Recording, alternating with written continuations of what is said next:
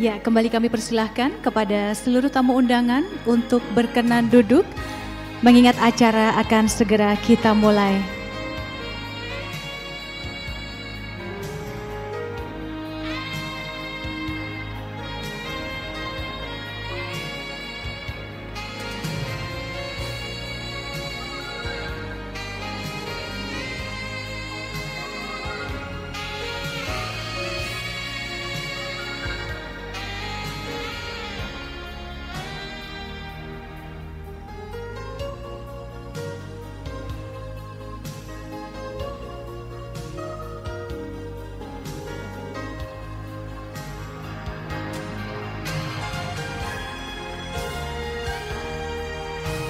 Hadirin yang kami hormati, mengawali rangkaian acara kita pada pagi hari ini, bersama kita akan menyanyikan lagu kebangsaan Indonesia Raya. Hadirin dimohon berdiri. Lagu kebangsaan Indonesia Raya.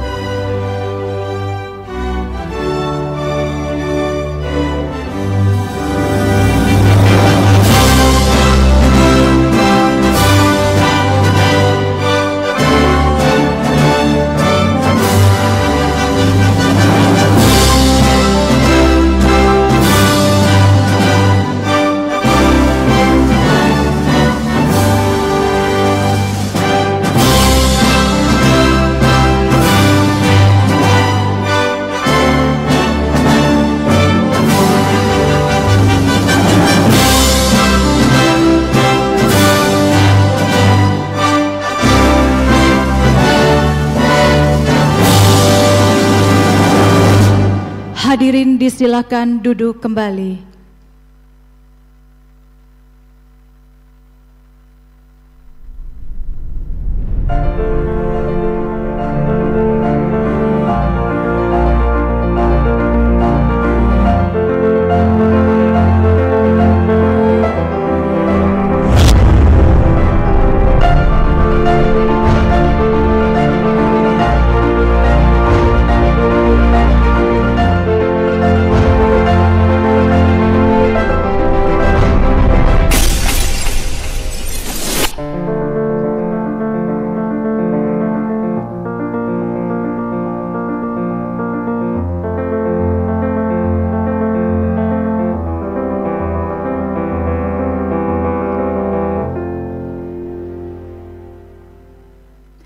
Assalamualaikum warahmatullahi wabarakatuh. Selamat pagi dan salam sejahtera untuk kita semua. Om Swastiastu, Namo Buddhaya, salam kebajikan. Kembali kami ucapkan selamat pagi dan selamat datang kepada Bapak dan Ibu sekalian, seluruh tamu undangan yang pagi hari ini telah hadir di Main Hall Bursa Efek Indonesia. Hadirin yang kami hormati, dalam kesempatan yang sangat baik ini, kembali kami ucapkan selamat datang dalam acara Hari Ulang Tahun ke-35 Asosiasi Emiten Indonesia. Senang sekali saya Dewi Kumala akan memandu acara kita pada pagi hari ini. Hadirin yang kami hormati, sebelum memulai acara, izinkan kami untuk menyapa tamu undangan terhormat yang telah bergabung bersama dengan kita pada pagi hari ini. Yang terhormat Menteri Koordinator Bidang Perekonomian Republik Indonesia, Bapak Dr. Honoris Causa Insinyur Erlangga Hartarto MBA MMT. Yang kami hormati Ketua Umum AEI Bapak Arman Wahyudi Hartono, Ibu Justini Septiana, Deputi Komisioner Pengawas Emiten, Transaksi Efek dan Pemeriksaan Khusus OJK, Bapak Jeffrey Hendrik, Direktur Pengembangan PT Bursa Efek Indonesia, Bapak Iding Pardi, Direktur Utama PT Clearing Penjaminan Efek Indonesia, Bapak Samsul Hidayat, Direktur Utama PT Kustodian Sentral Efek Indonesia, beserta Bapak dan Ibu sekalian, seluruh tamu undangan yang kami hormati, yang telah hadir secara langsung maupun yang bergabung secara virtual. Hadirin yang kami hormati, sebagai ungkapan syukur bahwa pagi hari ini kita dapat bertemu dalam keadaan sehat, dan untuk kelancaran acara kita pada pagi hari ini, kita akan memulai acara dengan doa bersama yang akan dipimpin Bapak Abdul Aziz dari KSEI. Kami persilahkan.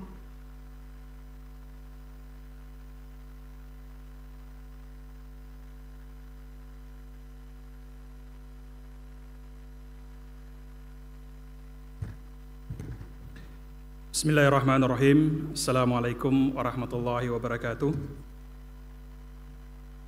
Bapak Ibu yang saya hormati, saudara-saudariku yang berbahagia, mari sama-sama kita tundukkan kepala dan hati kita berdoa sesuai ajaran agama kita masing-masing. Pada ulang tahun AEI yang ke-35 ini, kita mohon kepada Allah Subhanahu wa Ta'ala, Tuhan yang Maha Kuasa, agar AEI kita ini selalu diberikan perlindungan, keberkahan dan bimbingan untuk semakin memberikan kontribusi positif, kontribusi terbaik untuk membangun Indonesia yang kita cintai. Menghadapi tahun politik, sama-sama kita doakan negeri kita tercinta agar selalu diberikan keselamatan, keberkahan, persatuan dan kedamaian, sehingga dunia usaha dan bisnis dapat terus berjalan dengan baik, normal dan baik sebagaimana mestinya. Izinkan saya memimpin doa kita pada pagi hari ini sesuai dengan tata cara Islam, dan untuk Bapak Ibu saudara-saudari sekalian yang non-muslim dapat mengikuti sesuai dengan tata cara dan keyakinan masing-masing. Berdoa dimulai. A'udzubillahi minasyaitonirrajim. Bismillahirrahmanirrahim. Alhamdulillahi rabbil alamin, hamdan syakirin, hamdan naimin, hamdan ni'amahu wa yukafi mazidah. Ya Rabbana walakal hamdu kama yanbaghi li zalalil karim wa adhimi sultanik. Allahumma salli ala Muhammad wa ala ali sayyidina Muhammad. Allahumma inna nas'aluka salamatan fid din wa afiyatan fil jasad wa ziyadatan fil ilmi wa barakatan fil rizki wa taubatan qablal maut wa rahmatan indal maut wa maghfiratan ba'dal maut. Allahumma hawwin alaina fi syakaratil maut wan najata minan nar wal afwa indal hisab. Ya Allah, ya Tuhan kami, ampuni dosa dan kesalahan kami, ampuni dosa dan kesalahan kedua orang tua kami, ampuni dosa dan kesalahan orang-orang yang mencintai kami, dan ampuni pula dosa dan kesalahan orang-orang yang kami cintai, baik kesalahan yang kami sengaja maupun yang tidak kami sengaja, baik kesalahan yang kami sadari maupun yang tidak kami sadari. Ya Allah, Tuhan yang Maha memberi berkah, pada ulang tahun Asosiasi Emiten Indonesia yang ke-35 tahun ini, kami mohon ya Allah, limpahkan berkah-Mu kepada kami semua, limpahkan berkah-Mu kepada urusan baik yang kami lakukan pada hari ini, limpahkan berkah-Mu pada AEI kami ini, lindungi dan bimbing kami untuk selalu memberikan kontribusi positif, karya terbaik kami demi pembangunan dan kemajuan bangsa dan negeri kami tercinta ini. Ya Allah, Tuhan yang Maha melindungi, lindungi negeri kami dari bencana alam, lindungi negeri kami dari perpecahan, bebaskan negeri kami dari segala macam wabah dan penyakit, satukan hati kami dalam persaudaraan sebangsa dan setanah air. Jadikan negeri kami negeri yang baldatun thayyibatun wa rabbun ghafur, negeri yang gemah ripah loh jinawi, negeri yang aman, damai, subur dan makmur, negeri yang selalu Engkau limpahkan keberkahan. Ya Allah, Tuhan yang Maha Bijaksana, limpahkan kebijaksanaan dan kearifan kepada para pemimpin negeri kami. Limpahkan pula kebijaksanaan dan kearifan kepada para pemimpin di tempat kami bekerja, agar mereka dapat terus membimbing kami untuk berlaku adil, berintegritas dalam berkarya, dan bertutur kata yang sejuk damai. Sehatkan jasmani dan rohani mereka, Sayangi dan lindungi mereka, jadikan hati mereka cinta dan sayang kepada kami, dan jadikan kami cinta dan sayang kepada mereka. Ya Allah, Tuhan yang maha memberi rezeki, limpahkan kepada kami rezeki yang halal, yang baik, yang berkah, yang banyak. Limpahkan pula kesehatan dan keselamatan kepada kami semua. Berikan kesehatan, kelancaran pada pekerjaan kami, kehidupan bersosial kami. Jadikan kami semua sebagai hamba-hamba-Mu yang banyak manfaatnya untuk kehidupan orang lain. Ya Allah, Engkau yang maha menerima doa. Kami mohon kepadamu, golongkan kami semua yang berada di tempat ini ke dalam golongan hamba-hamba-Mu yang pandai bersyukur atas semua nikmat yang Engkau titipkan kepada kami. Terima dan kabulkan doa serta harapan baik kami. Hasbunallah wa ni'mal wakil, ni'mal maula wa ni'man nasir. Rabbana atina fid dunya hasanah wa fil akhirati hasanah wa qina adzabannar. Terima kasih. Kurang dan lebihnya saya mohon maaf. Assalamualaikum warahmatullahi wabarakatuh.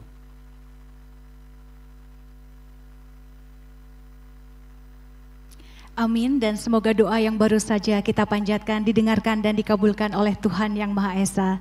Hadirin yang kami hormati, selanjutnya kita akan dengarkan bersama sambutan yang akan disampaikan oleh Ketua Umum Asosiasi Emiten Indonesia. Kita sambut Bapak Arman Wahyudi Hartono.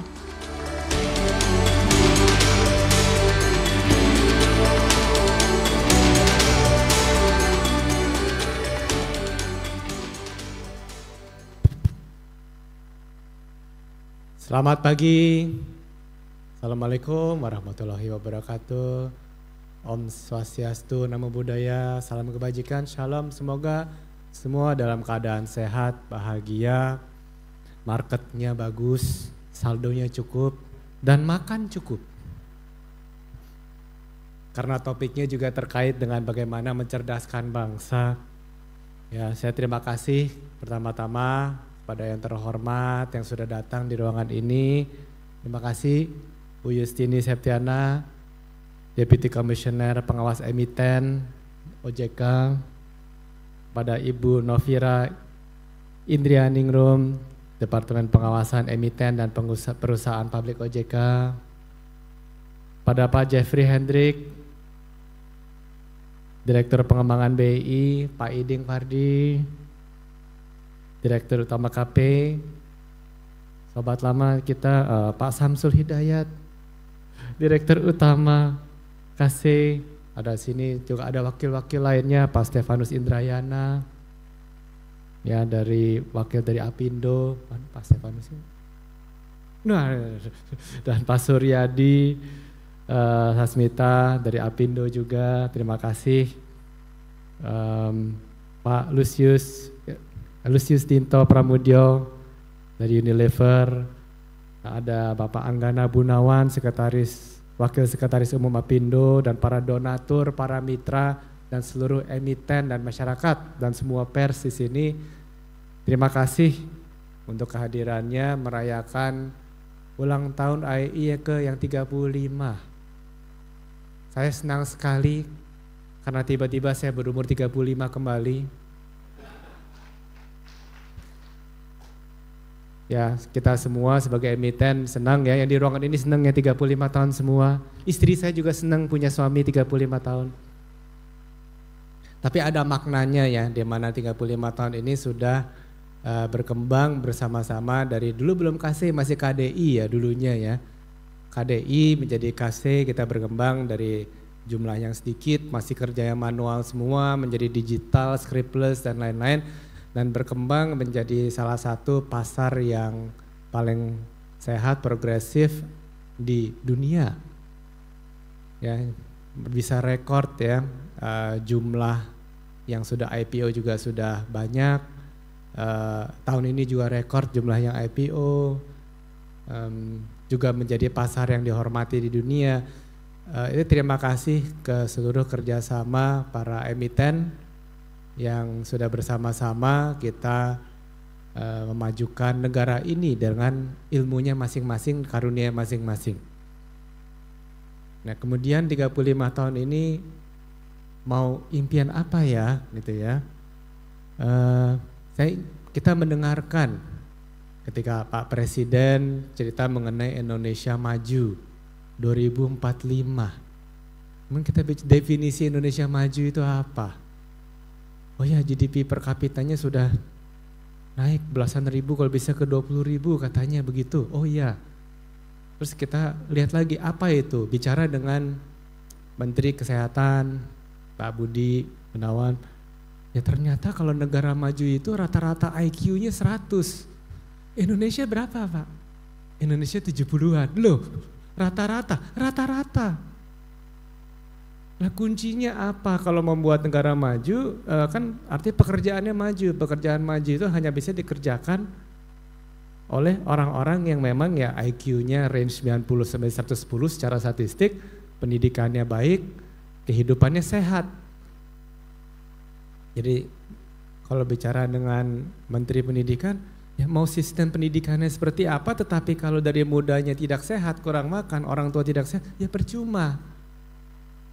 Jadi mulai dari awal dulu. Kalau mulai dari awal kita mau membuat ujung-ujungnya negara maju, artinya yang perusahaan-perusahaan di Indonesia, industrinya adalah industri maju, ya memang yang memiliki SDM yang mampu mengerjakan industri maju. Kalau sekarang bicara dengan, di sini ada Pak Joni ya, kita akan assembly mobil. Kapan Indonesia menjadi desainer mesin dan teknologinya? Nah itu membutuhkan sudah yang lebih maju, desain chipnya atau apa. Ya juga ya, itu kalau negara maju seperti itu, Taiwan, Korea gitu ya, Singapura gitu, mereka yang mendesain, mereka yang creator. Wah kalau begitu mesti mulai dari awal, arahnya bagus, mulai dari awal dari mana ya, apa yang bisa kita berikan ke negara ini bersama-sama ya, karena di emiten ini industri berbeda-beda demi negara. Ya terpikirlah kenapa nggak mulai kerja bicara dengan Apindo. Apindo kan juga sudah bicara, sudah kesimpulannya jelas ya, mulai dari makanannya dulu. Mau naikin IQ itu hidupnya sehat, artinya apa? Makanannya cukup. Tapi maka itu kalau saya itu kepikirannya karena saya kerja di BCA saldo cukup gitu ya. Uang tuh pas-pasan, pas mau beli rumah pas ada KPR BCA gitu. Saya mikirnya gitu terus. Pas mau beli mobil, pas ada mobil gitu ya. Tapi benar juga bicara dengan Menkes, kamu saldo cukup, kalau sakit buat apa? Benar juga. Nah kan begitu. Jadi tetap saldo cukup, tapi harus nomor satu sehat dulu. Nah untuk pertama-tama ya makanan cukup, protein cukup, asupan makanan gizi cukup. Ya sudah. Setujulah dengan program Apindo, yaitu kita melawan stunting dahulu, basic, go back to basic. Melawan stunting, dan itu artinya bukan hanya memberikan tetapi mengedukasi. Bagaimana kita memberikan, bukan hanya dikasih nanti dijual, kalau dikasih aja. Tapi kita harus memberikan, jangan hanya memberikan ikannya, tapi memberikan kail dan cara memancingnya. Itulah yang kita harapkan.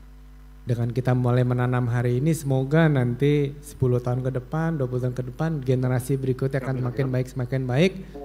Indonesia akan menjadi negara yang maju. Emiten-emiten di sini juga akan maju terus. Itu yang paling penting rupanya. Jadi nomor satu kesehatan individu, kesehatan keluarga, kesehatan perusahaan-perusahaan emiten di sini semua, kesehatan pasar kita semua. Jadikanlah Indonesia maju. Ya, dan untuk itu juga banyak hal ya. Jadi yang harus kita ingatkan itulah kenapa ada kalau di IAI kita bekerja sama dengan KNKG, ada Profesor Mardiasmo di sini ya. Governance juga penting ya Pak ya. Dunia sekarang juga investor yang nanya mengenai ESG juga penting. Ternyata program kita juga cocok kok untuk melawan stunting ini, juga terhadap ESG juga masuk juga, terhadap social governance juga masuk, ya cocok, semuanya serba pas ini. Kita memikirkan yang win. Apa yang baik bagi masyarakat, bagi emiten, bagi perusahaan, ya bagi negara, semuanya akan dapat. Dari situlah doa kami, saya tidak panjang lebar, semoga dengan sudah ulang tahun IAI ke-35 tahun ini, dari tahun demi tahun kita akan semakin matang, semakin tambah umur, semakin matang, semakin maju, semakin membangun Indonesia yang maju. Kita jadikan negara Indonesia yang paling maju di sini. Terima kasih semuanya.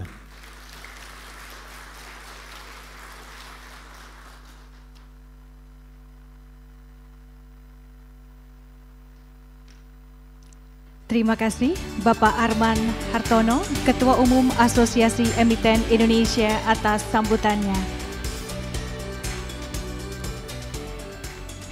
Hadirin yang kami hormati, selanjutnya kita akan dengarkan sambutan yang akan disampaikan oleh Kepala Eksekutif Pengawas Pasar Modal Keuangan Derivatif dan Jasa Keuangan OJK yang akan diwakilkan oleh Deputi Komisioner Pengawas Emiten, Transaksi Efek dan Pemeriksaan Khusus OJK. Kita sambut Ibu Justini Septiana.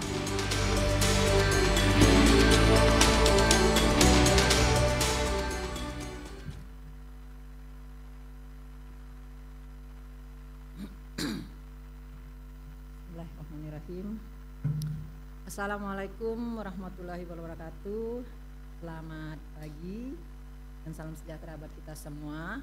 Om Swastiastu, Namo Buddhaya, salam kebajikan. Yang saya hormati Bapak Dr.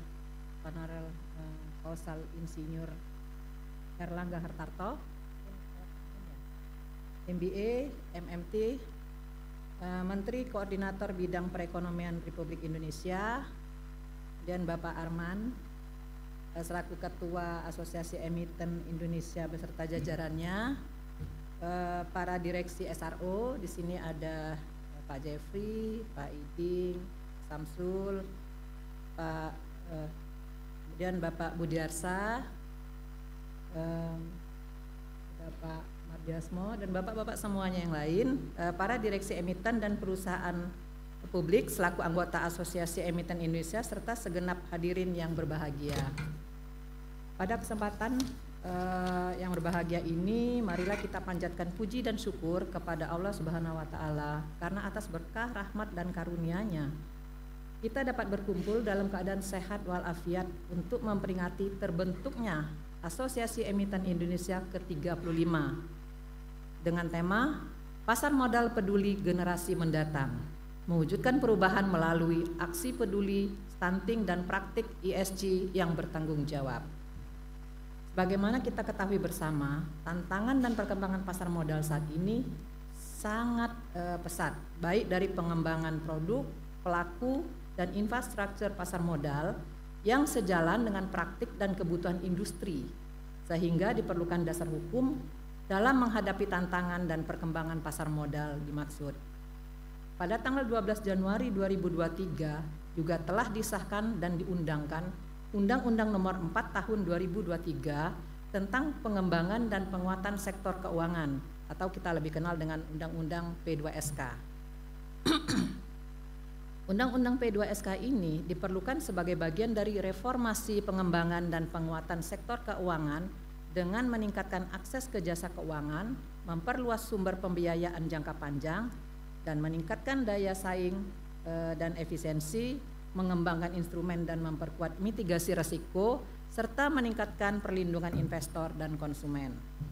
Bapak dan Ibu yang saya hormati, terkait peran pasar modal sebagai sumber pendanaan bagi dunia usaha, sampai dengan 8 Desember 2023, jumlah penghimpunan dana melalui pasar modal telah mencapai sebesar 231,61 triliun rupiah dengan jumlah emiten baru sebanyak 74 perusahaan. Di samping data yang menggembirakan tersebut, kita harus juga memperhatikan berbagai dinamika dan tantangan di sektor pasar modal yang antara lain kapitalisasi pasar saham dan obligasi nasional yang dibandingkan dengan negara lain, perlindungan terhadap investor, serta muncul berbagai produk keuangan yang semakin kompleks.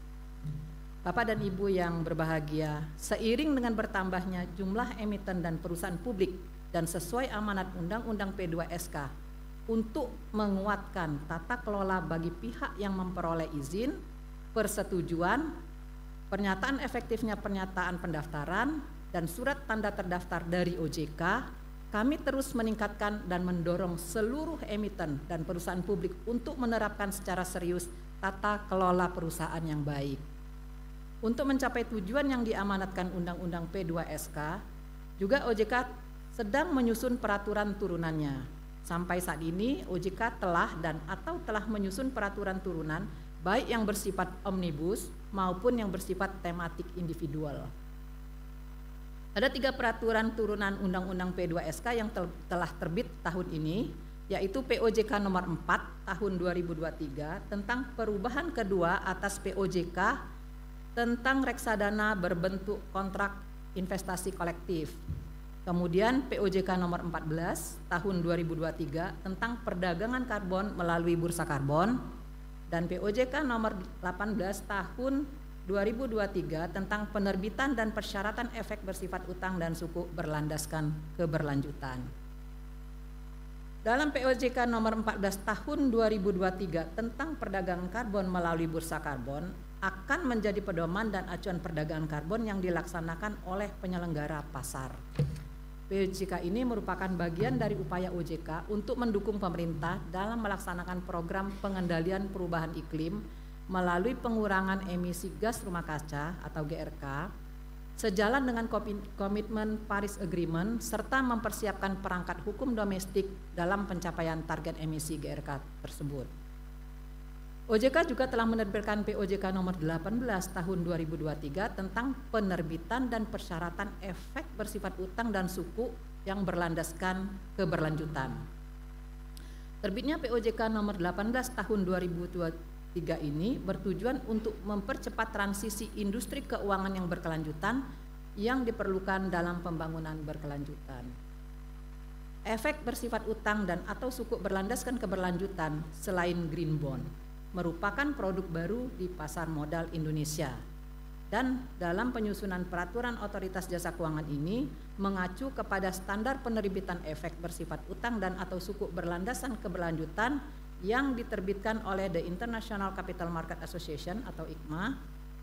Selain itu juga penyusunan peraturan ini juga mengacu kepada standar yang diterbitkan oleh ASEAN Capital Market Forum atau ACMF, SRI suku framework yang diterbitkan oleh Securities Commission Malaysia, dan Fatwa Dewan Syariah Nasional tahun nomor 131/DSN MUI /2019 mengenai suku wakaf. Selanjutnya, dalam rangka menjalankan amanat Undang-Undang P2SK tersebut, saat ini juga OJK dalam proses penerbitan 2 rancangan POJK, yaitu POJK terkait pembelian kembali saham yang dikeluarkan oleh perusahaan terbuka, dan POJK terkait perubahan kepemilikan atau perubahan kepemilikan saham perusahaan terbuka dan aktivitas menjaminkan saham perusahaan terbuka. POJK terkait pembelian saham dan pembelian kembali saham yang dikeluarkan oleh perusahaan terbuka untuk mengakomodir permasalahan dalam penerapan ketentuan POJK nomor 30 tahun 2017 yang dihadapi oleh perusahaan terbuka, antara lain mengenai jangka waktu pengalihan saham hasil pembelian kembali yang longgar sehingga penyelesaiannya berlarut-larut. Kemudian terbatasnya cara pengalihan saham hasil pembelian kembali dan persyaratan harga pengalihan kembali saham mempersulit implementasi pengalihan saham. Kemudian POJK yang terkait perubahan kepemilikan saham juga masih dalam proses penerbitan yang tujuan utamanya untuk mengatur, pertama, objek yang dilaporkan adalah perubahan hak suara atas saham atau voting right. Ini seiring dengan adopsinya rezim saham yang dengan hak suara multiple atau kita kenal dengan MVS. Kemudian yang kedua poinnya adalah jangka waktu penyampaian laporan kepemilikan menjadi lebih cepat, dijadikan 5 hari kerja saja. Kemudian yang berikutnya pengaturan tentang penguatan aspek keterbukaan informasi oleh pemegang saham yang memenuhi persyaratan tertentu. Jadi Bapak Ibu sudah kenal ya, jadi yang memiliki 5% atau lebih atau dimiliki oleh Dirkom, Direksi dan Komisaris Perusahaan. Dengan penyesuaian ketentuan dengan praktik terbaik yang diterapkan di negara lain dan memperluas cakupan pengaturan mengenai laporan pemegang saham dengan menambahkan kewajiban penyampaian laporan aktivitas menjaminkan saham perusahaan terbuka. Hal ini dalam rangka penguatan aspek pengawasan atas pelaksanaan transaksi tertentu yang berpotensi mengakibatkan perubahan pengendalian perusahaan terbuka. Bapak dan Ibu yang berbahagia, OJK juga telah mengatur ketentuan mengenai penerapan keuangan berkelanjutan, termasuk bagi emiten dan perusahaan publik. Oleh karena itu, tema peringatan ulang tahun AEI di tahun ini mengenai kepedulian terhadap generasi masa depan dengan aksi peduli stunting dan penerapan praktik lingkungan sosial dan tata kelola atau ESG dapat menjadi tahapan penting yang mengarah kepada kegiatan-kegiatan nyata sebagai bentuk konkret. Corporate Social Responsibility dan penerapan keuangan berkelanjutan.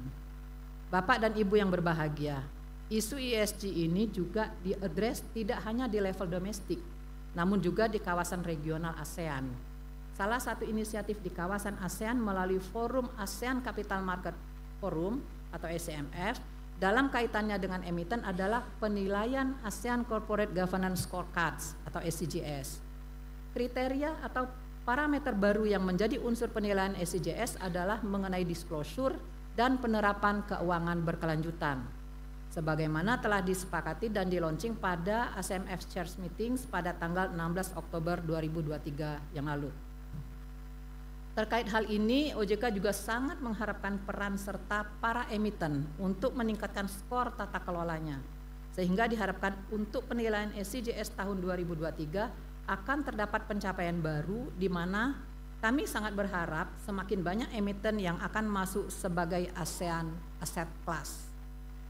Saat ini OJK bersama Bursa Efek Indonesia dan DRB Indonesia yang dalam hal ini PT RSM Indonesia dan konsultan dan tentunya AEI senantiasa mengutamakan peningkatan skor emiten Indonesia dalam penilaian SCGS.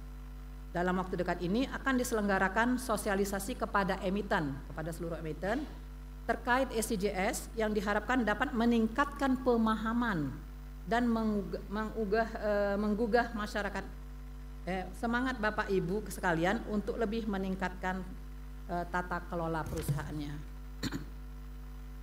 Selain sosialisasi yang sifatnya lebih luas, di awal tahun depan akan dilakukan juga pendampingan one-on-one meeting kepada emiten dalam rangka mendukung upaya para emiten untuk meningkatkan kualitas disclosure dan tata kelolanya, terutama dalam laporan tahunan 2023 yang menyesuaikan dengan kriteria ACJS.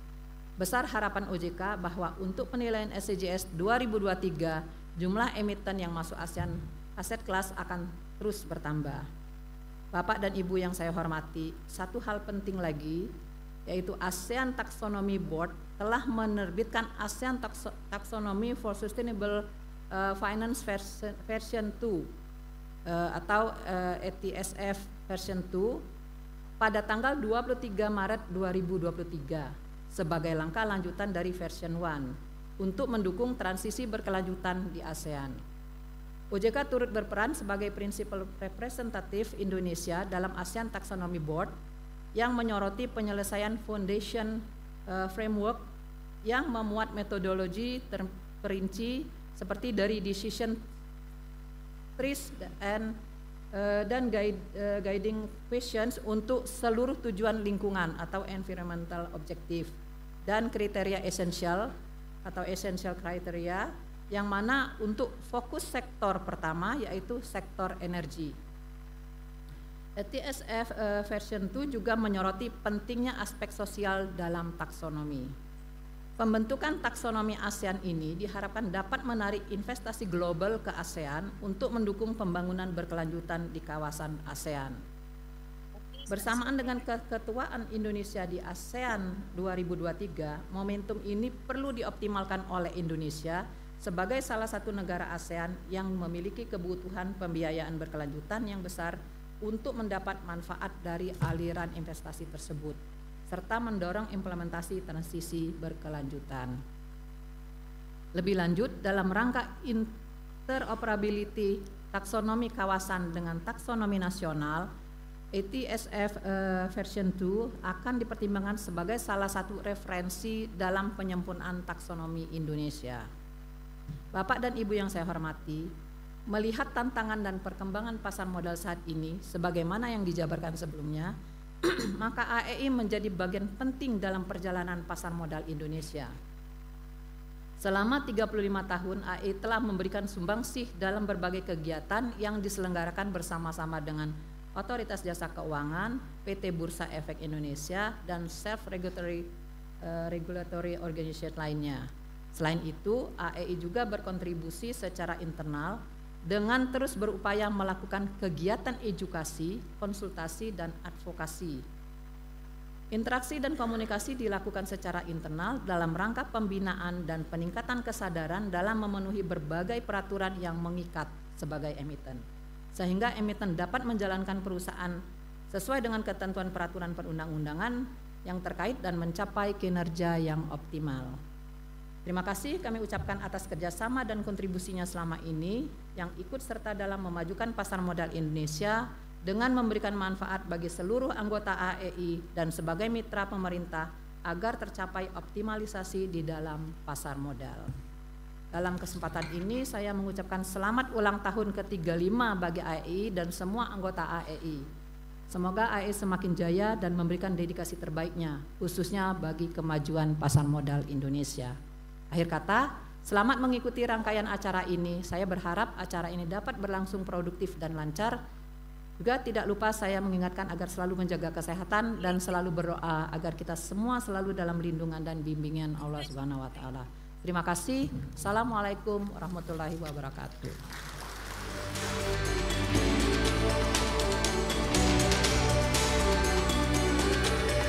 Terima kasih Ibu Justini Septiana, Deputi Komisioner Pengawas Emiten Transaksi Efek dan Pemeriksaan Khusus OJK.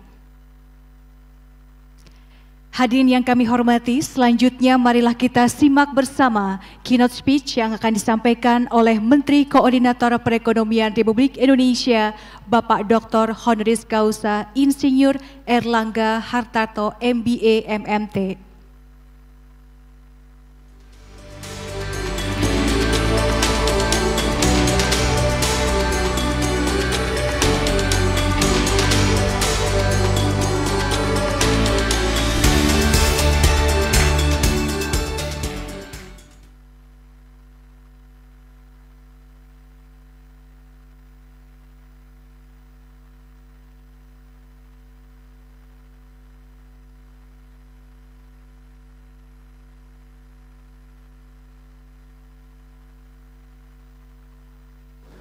Bursa Karbon Otoritas Jasa Keuangan, para pejabat, kementerian, lembaga, dan undangan berbahagia.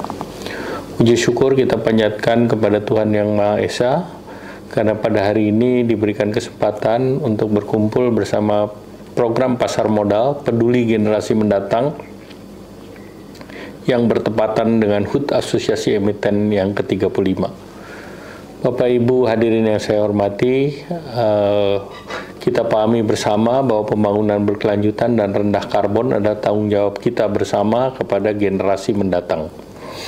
Generasi mendatang memiliki hak untuk menikmati lingkungan yang aman dari bencana, kerusakan yang berpotensi muncul dalam efek perubahan iklim.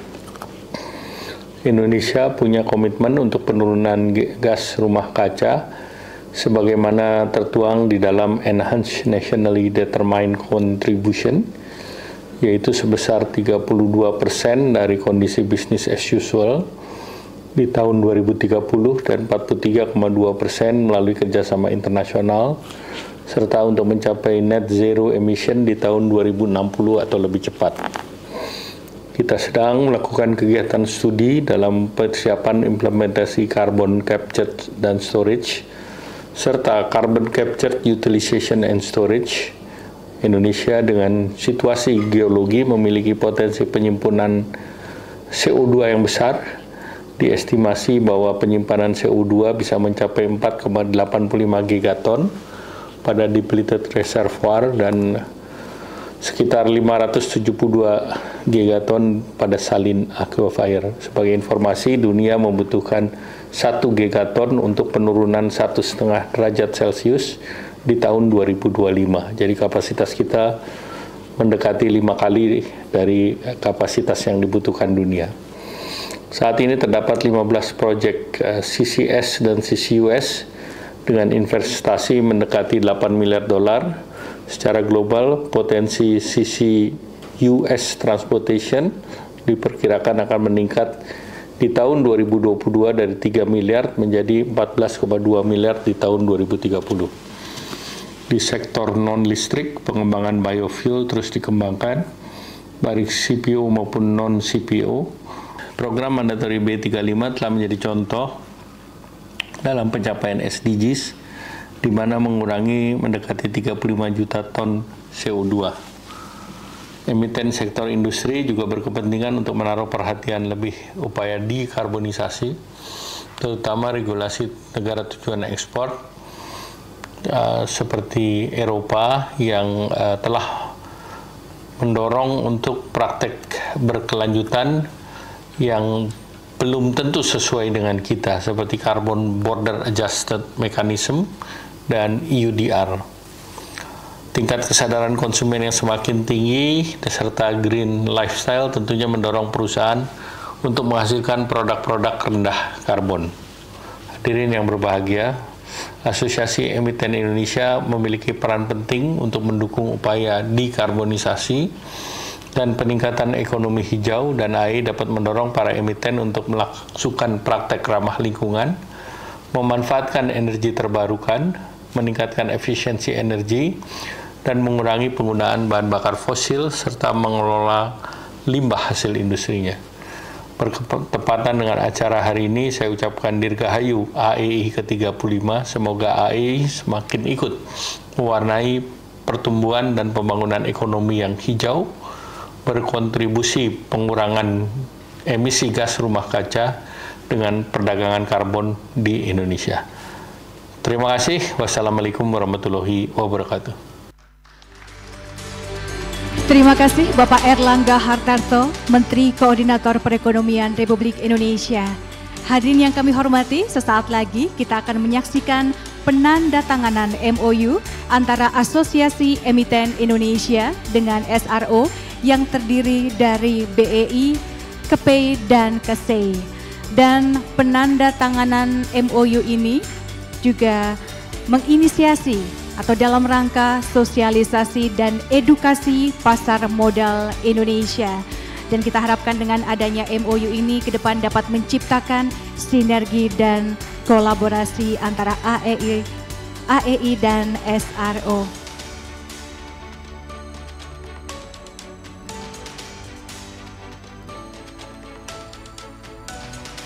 Dan kami mengundang kepada Ketua Umum AEI Bapak Arman Hartono, Sekretaris Umum AEI Bapak Weli Salam, kemudian Direktur Pengembangan Utama BEI Bapak Jeffrey Hendrik, Direktur Utama KPEI Bapak Iding Pardi, Direktur Utama KSEI Bapak Samsul Hidayat untuk berkenan melakukan penandatanganan, dan kami mengundang kepada Deputi Komisioner Pengawas Emiten, Transaksi Efek dan Pemeriksaan Khusus OJK, Ibu Justini Septiana untuk berkenan menyaksikan penandatanganan MOU ini.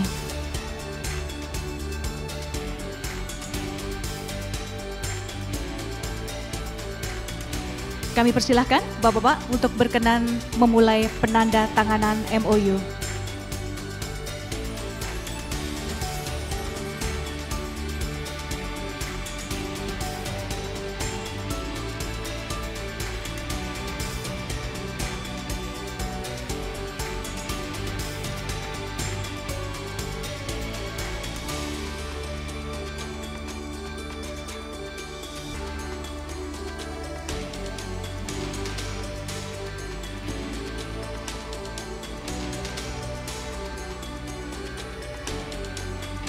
Hadirin yang kami hormati, boleh kita berikan apresiasi untuk penandatanganan MOU antara Asosiasi Emiten Indonesia dengan SRO yang terdiri dari Bursa Efek Indonesia, KPEI, dan KSEI.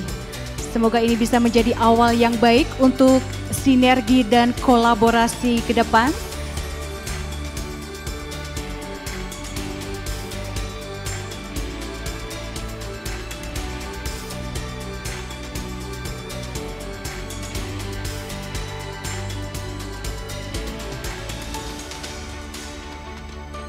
Ya, kami persilakan untuk menunjukkan dokumen. Bapak, kita akan abadikan momen ini.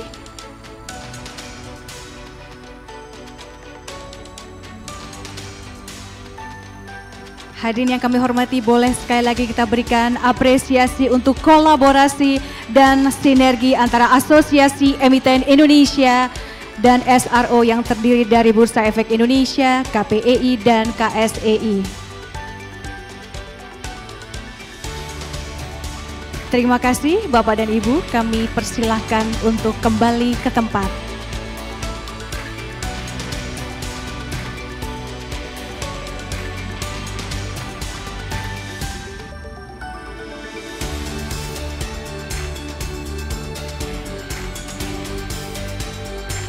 Ya.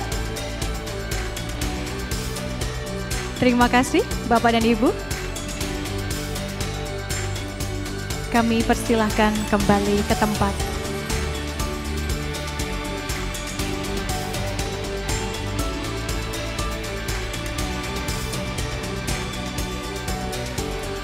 Baik, hadirin yang kami hormati, dalam rangka perayaan Hari Ulang Tahun Asosiasi Emiten Indonesia, kami akan mengajak Bapak dan Ibu sekalian untuk menyaksikan video Heritage AEI yang dilanjutkan dengan video ucapan Hari Ulang Tahun AEI yang ke-35 dalam tayangan berikut ini.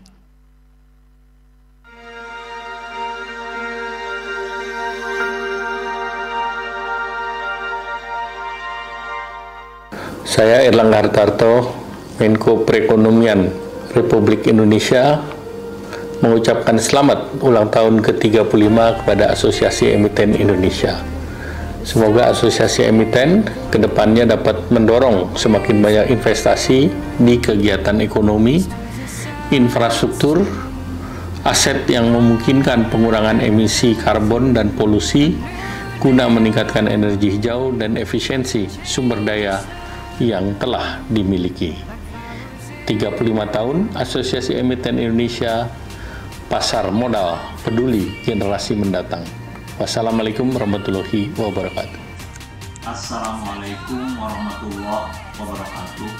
Salam sejahtera untuk kita semua. Mewakili segenap manajemen PT Kluing Penjaminan Efek Indonesia, pada hari yang berbahagia ini kami mengucapkan selamat ulang tahun Asosiasi Emiten Indonesia yang ke-35.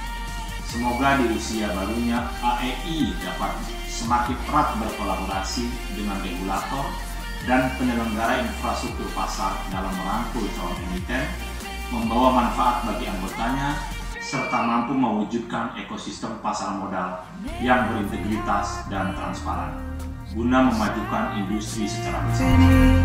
Maju terus Asosiasi Emiten Indonesia, maju terus pasar modal Indonesia. Wassalamualaikum warahmatullahi wabarakatuh. Assalamualaikum warahmatullahi wabarakatuh. Saya Samsul Hidayat, Direktur Utama PT Custodian Sentral Efek Indonesia, mengucapkan selamat ulang tahun yang ke-35 kepada Asosiasi Emiten Indonesia. Sebagai asosiasi di pasar modal Indonesia, AEI sejak awal berdirinya berperan penting dalam mendukung pengembangan pasar modal Indonesia, turut serta membantu menjalin sinergi positif antara emiten dengan pemerintah, SRO, dan semua stakeholder lain. AEI juga merupakan organisasi penting dan telah dengan baik menjalankan perannya sebagai wadah yang mewakili aspirasi anggotanya.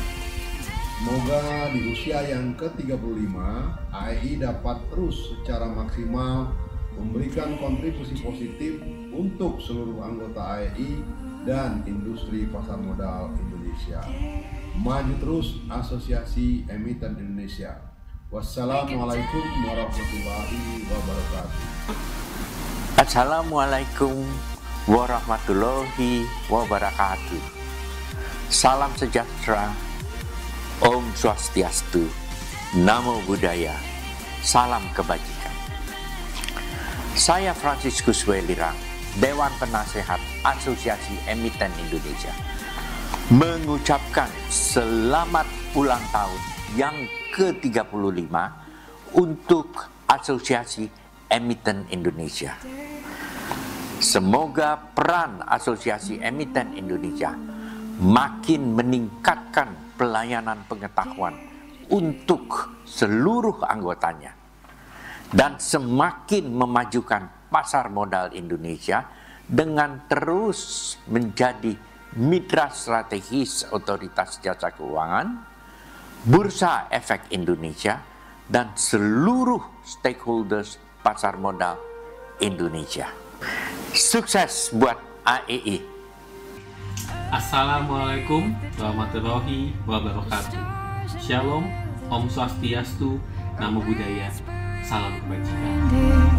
Saya David Sukianto, Ketua Umum dari Asosiasi Analis Efek Indonesia, mengucapkan selamat ulang tahun yang ke-35 untuk Asosiasi Emiten Indonesia.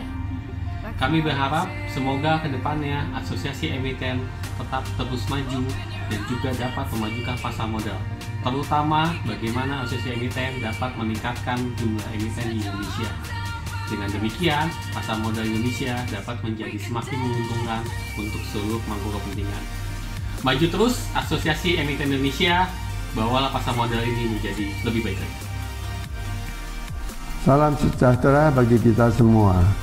Saya David Hidayat selaku Direktur Utama PT Industri Jamu dan Farmasi Sido Muncul Tbk mengucapkan selamat ulang tahun Asosiasi Emiten Indonesia yang ke-35. Maju terus pasar modal Indonesia dan sukses untuk Asosiasi Emiten Indonesia. Assalamualaikum warahmatullahi wabarakatuh. Salam, Om Swastiastu, Namo Buddhaya, salam kebajikan. Saya Iman Rahmat, Direktur Utama PT Bursa Efek Indonesia, mengucapkan selamat ulang tahun yang ke-35 untuk Asosiasi Emiten Indonesia. Selama 35 tahun, AEI telah menjadi mitra bursa yang aktif dalam memperkuat perusahaan tercatat dan mendorong pertumbuhan pasar modal di Indonesia. Inovasi dan profesionalisme yang telah ditunjukkan oleh AEI telah menghantarkan AEI menjadi asosiasi yang dihormati dalam komunitas pasar modal. Kami ucapkan terima kasih kepada seluruh pengurus dan anggota AEI atas dedikasi dan kontribusi luar biasa dalam memajukan pasar modal Indonesia. Kami berharap bahwa hubungan baik dan sinergi yang telah terjalin selama ini akan terus berkembang dan memberikan manfaat bagi industri dan semua pihak. Maju terus Asosiasi Emiten Indonesia. Terima kasih. Wassalamualaikum warahmatullahi wabarakatuh. Assalamualaikum warahmatullahi wabarakatuh. Saya Inarno Jayadi, Kepala Eksekutif Pengawas Pasar Modal, Keuangan Derivatif, dan Bursa Karbon. Mengucapkan selamat ulang tahun Asosiasi Emiten Indonesia yang ke-35. Seiring berjalannya waktu, Asosiasi Emiten Indonesia telah menjadi pilar penting dalam mengembangkan pasar modal dan mendukung pertumbuhan ekonomi Indonesia.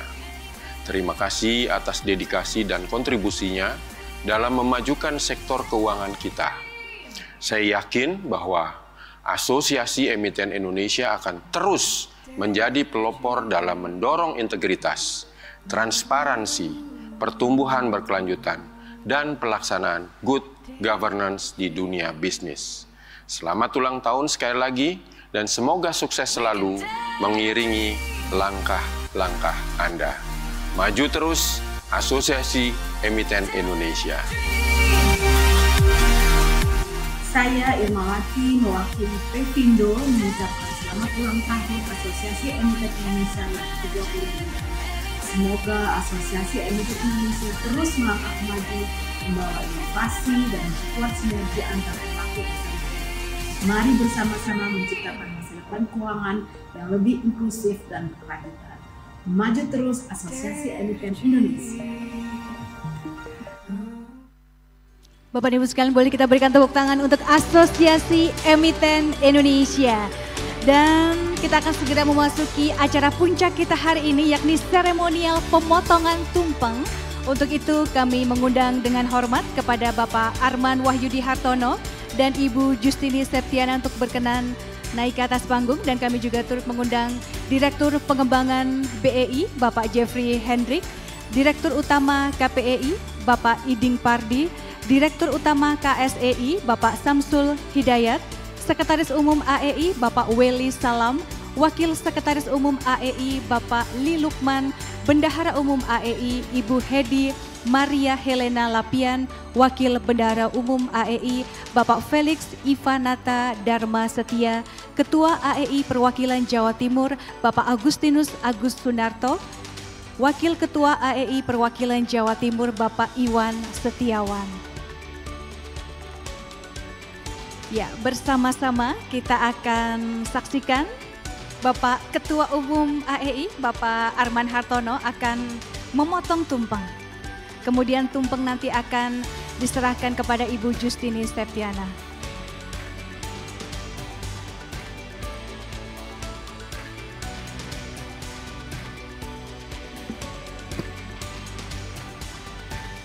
Oke, Bapak dan Ibu sekalian boleh kita berikan tepuk tangan yang meriah. Dengan ini bersama-sama kita rayakan hari ulang tahun AEI yang ke-35. Kita saksikan bersama Ketua Umum AEI Bapak Arman Hartono baru saja memotong tumpeng sebagai simbolisasi perayaan hari ulang tahun Asosiasi Emiten Indonesia ke-35. Hadirin sekalian boleh sekali lagi kita berikan tepuk tangan yang meriah untuk Asosiasi Emiten Indonesia.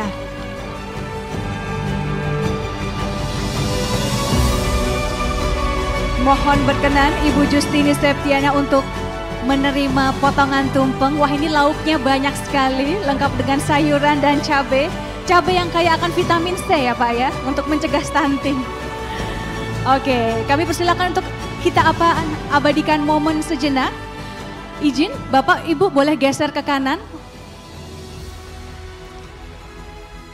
Izin Bapak dan Ibu boleh naik ke atas dan agak geser ke kanan karena kita akan sesuaikan dengan background.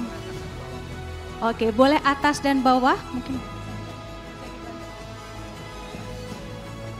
Ya.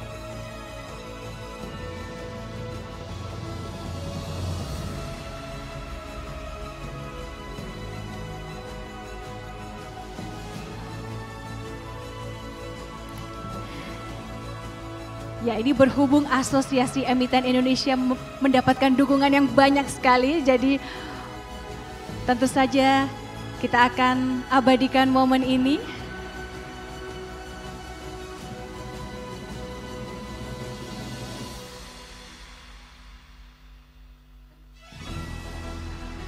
Baik, Bapak dan Ibu.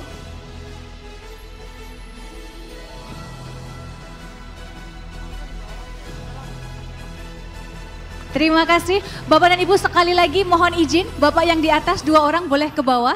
Kita akan semuanya abadikan momen di bawah. Kita akan sekali lagi abadikan momen ini. Boleh dengan tangan mengepal atau ya untuk semangat Asosiasi Emiten Indonesia ke depan. Terima kasih Bapak dan Ibu dan mohon izin untuk masih tetap berada di depan dan kami undang dengan hormat kepada Ketua Umum KNKG Bapak Profesor Mardiasmo, Ketua Umum AAEI Bapak David Sutianto, CEO Hukum Online Bapak Arka Diratara, Ketua Umum ini Bapak Tri Firdaus Akbarsyah dan tim P2 Humas DJP RI dan perwakilan dari LMFE BUI. Untuk berkenan bergabung bersama kita akan sekali lagi abadikan momen dan perwakilan dari Apindo. Sekali lagi kepada perwakilan dari Apindo.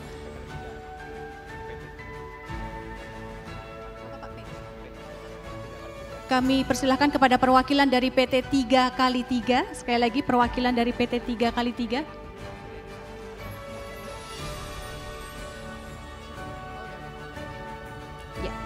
Sekali lagi kita akan abadikan momen ini.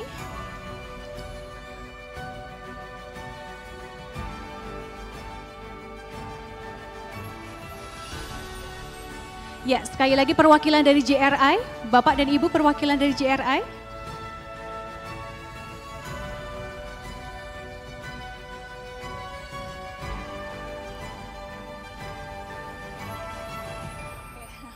Terima kasih Bapak dan Ibu.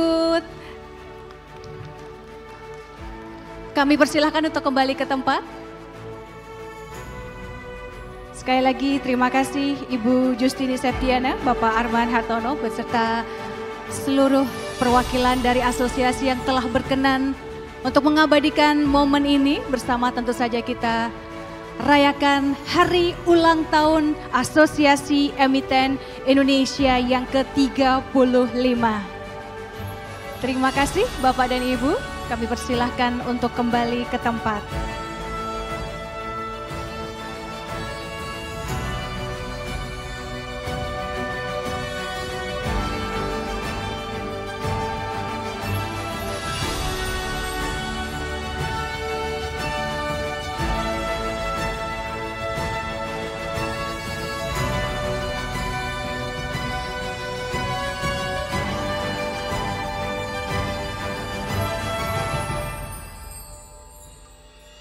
Terima kasih Bapak dan Ibu, kami persilahkan untuk kembali ke tempat.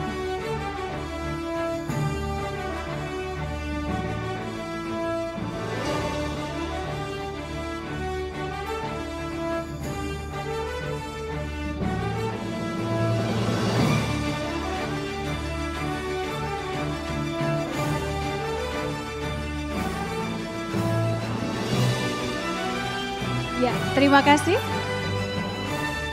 Izin Bapak dan Ibu, acara belum berakhir. Kita akan segera lanjutkan dengan agenda berikutnya. Baik, hadirin yang kami hormati, tentu saja sesuai dengan tema acara kita pada pagi hari ini, yakni Pasar Modal yang Peduli Generasi Mendatang. Untuk itu kami akan saksikan bersama video mengenai betapa pentingnya kita semua untuk membantu program penurunan angka stunting dalam tayangan berikut ini.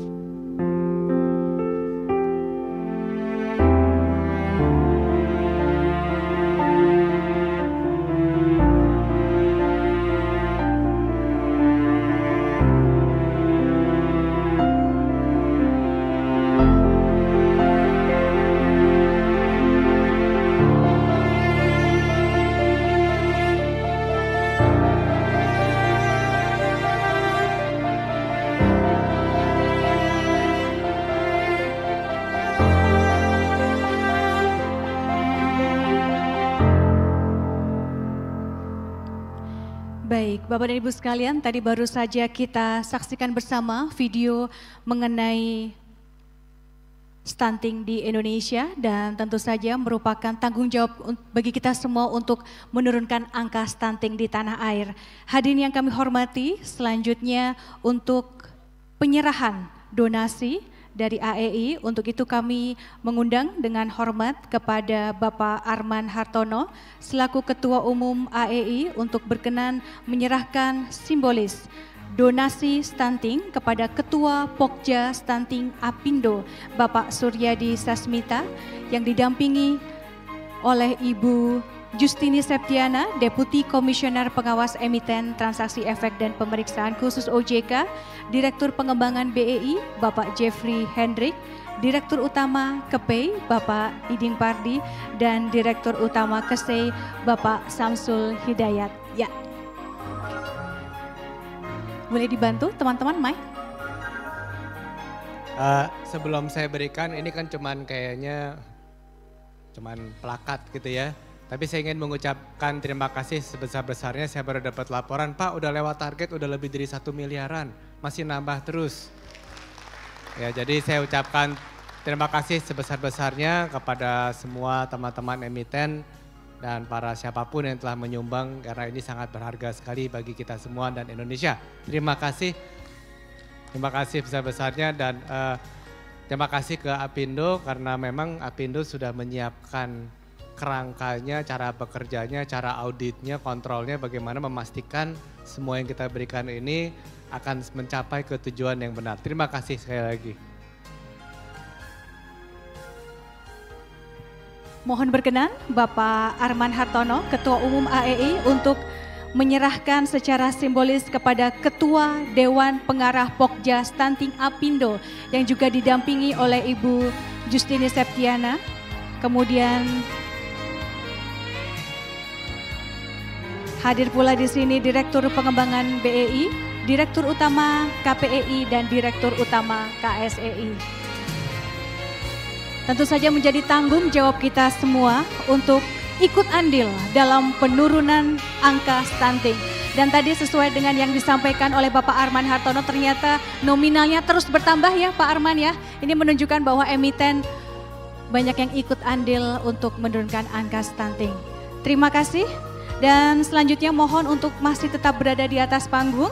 Dan kami, ya terima kasih, mungkin bisa diambil untuk donasi. Kami persilahkan kepada perwakilan dari BCA, Pakuwon Jati, Astra Internasional dan Barito Pacific TBK untuk naik ke atas panggung.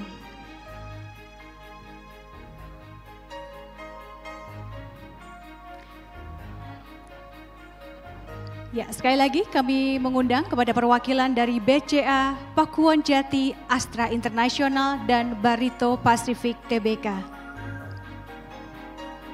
Barito, kami persilakan Ibu. Ya.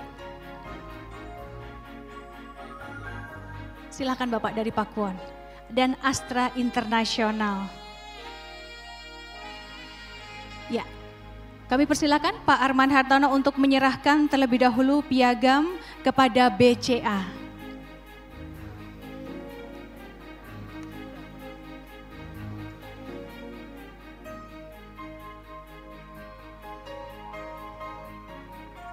Terima kasih BCA yang sudah ikut menjadi donatur. Selanjutnya kami persilakan kepada Pakuwon Jati.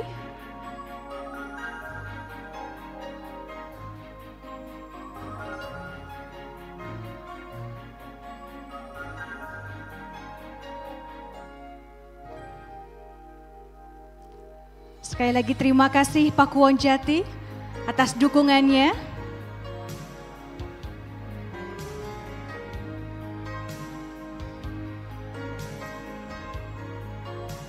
Selanjutnya kepada Astra Internasional.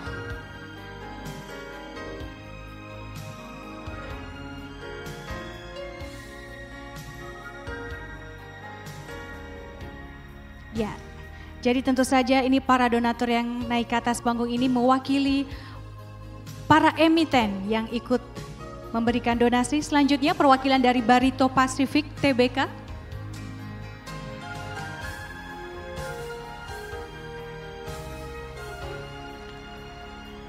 Dan selanjutnya kami mengundang kepada seluruh donatur untuk naik ke atas panggung dan melakukan foto bersama.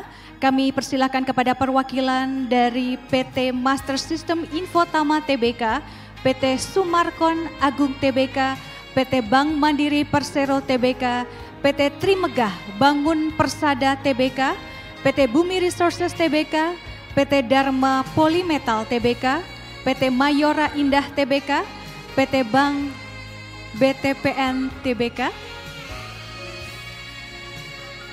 Ya, kita akan abadikan sejenak momen ini. Ya, silakan Bapak dan Ibu yang tadi nama emitennya kami sebutkan, mohon untuk berkenan bergabung.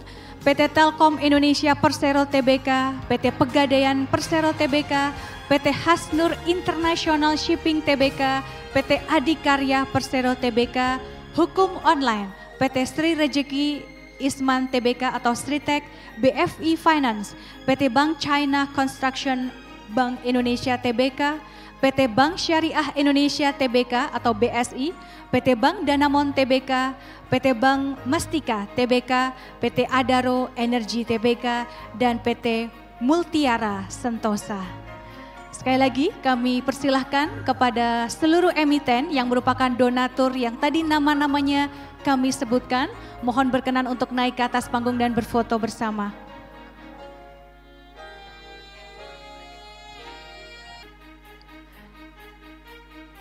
Dan selanjutnya kami persilahkan kepada perwakilan dari PT Twiji Kimia Tbk, PT Dina Plus, kemudian Pak Agustian R. Partawijaya dari PT Ciwi Kimia, Gunawan Cokro, PT Dina Plus, Bapak Joni Darmawan, kemudian Bapak Franciscus Welirang, Bapak Fauzi Ihsan, Ibu Jennifer B. Tumbuhan, kami persilahkan. Ibu Erlin, Bapak Hermawan Kartajaya, Pengurus dan Dewan Komite Asosiasi Emiten Indonesia. Ibu Novira, Bapak Maulana, Ibu Nailin dari OJK. Sekali lagi Ibu Novira, Bapak Maulana dan Ibu Nailin dari OJK, kami persilahkan untuk bergabung, berfoto bersama dengan para donatur. Sekali lagi, terima kasih Bapak dan Ibu sekalian, tentu saja tadi sesuai dengan yang diungkapkan oleh Ketua Umum AEI bahwa nominal yang terkumpul tentu saja ini merupakan wujud kepedulian dari para emiten untuk ikut menurunkan angka stunting di Indonesia.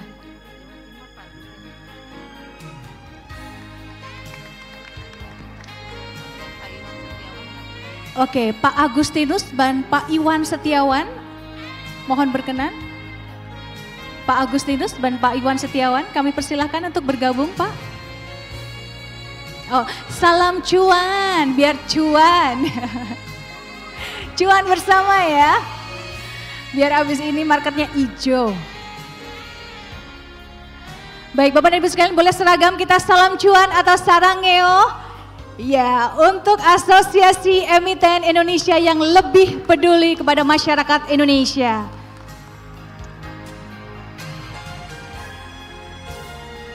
Terima kasih Bapak dan Ibu. Ya, terima kasih Bapak dan Ibu, kami persilakan untuk kembali ke tempat. Wow, ini banyak sekali dukungan yang diberikan oleh para emiten. Tadi kalau tidak salah lebih dari 25 emiten yang ikut memberikan donasi tentu saja untuk menurunkan angka stunting di Indonesia. Ini sebagai wujud kepedulian kita bersama. Jadi di pasar modal cuan bersama dan cuannya tentu saja harus memberikan dampak kepada masyarakat. Baik hadirin yang kami hormati, sesaat lagi kita akan memasuki sesi dialog untuk Dialog ESG, di mana dalam sesi Dialog ESG kali ini akan membahas mengenai tema kita hari ini, yakni mengintegrasikan ESG dalam rencana dekarbonisasi, tantangan dan peluang peningkatan kinerja berkelanjutan. Untuk itu langsung saja saya akan mempersilahkan moderator yang akan memandu diskusi kita pada siang hari ini untuk sesi Dialog ESG. Kita sambut Wakil Sekretaris Umum Apindo, Bapak Anggana Gunawan. Kami persilahkan.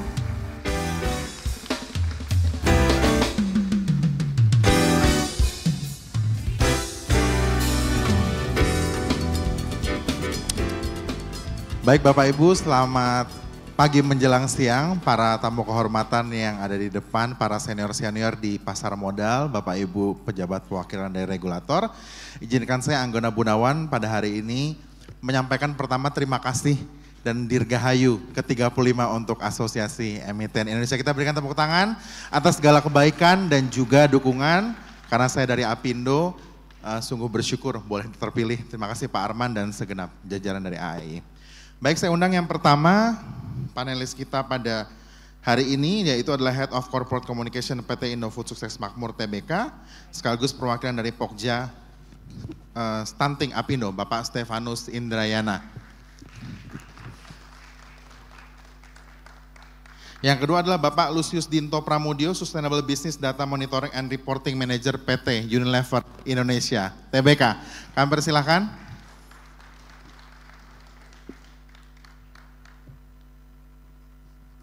Boleh, Pak Indra tengah, di ujung atau gimana? Terserah, boleh. Karena saya tidak stunting, jadi maaf ya lipetannya banyak kalau duduk. Ya aduh, Bapak Ibu mohon maaf.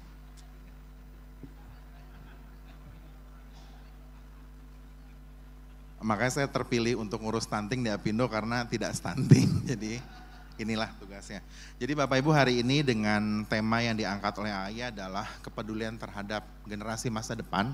Itu merupakan suatu topik yang sangat penting, bagaimana SDM kita punya daya saing dan juga bagaimana kita bisa berkompetisi secara sejajar dengan pasar global yang tuntutannya semakin banyak. Makanya ESG dan sumber daya manusia menjadi isu yang sangat sentral untuk kita dapat berakselerasi dengan persaingan global saat ini. Dan saya mohon izin hari ini kita akan diskusi mungkin hanya singkat sekitar 25-30 menit.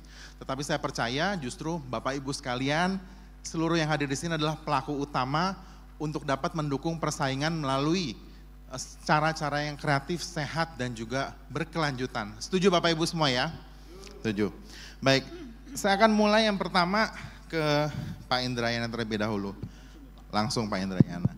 Jadi saat ini Pak, terkait isu SDM, masalah nutrisi itu menjadi salah satu yang sangat krusial. Bagaimana Bapak melihat isu-isu besar apa saja sih Pak dalam hal nutrisi yang perlu kita sikapi bersama dalam jangka pendek, menengah, dan juga panjang? Monggo Pak Indra. Baik, terima kasih. Anggana, mungkin tadi kita simak juga sambutan dari Pak Arman ya Pak. Jadi sumber daya manusia yang unggul, yang berdaya saing itu sangat penting menghadapi 2045. Sedangkan building human capital enggak hanya dari education tapi juga dari improve nutrition. Nah padahal di Indonesia ini masih ada 3 masalah nutrition atau gizi yang besar, yaitu yang kita sebut sebagai undernutrition, misalnya stunting yang sekarang menjadi fokus.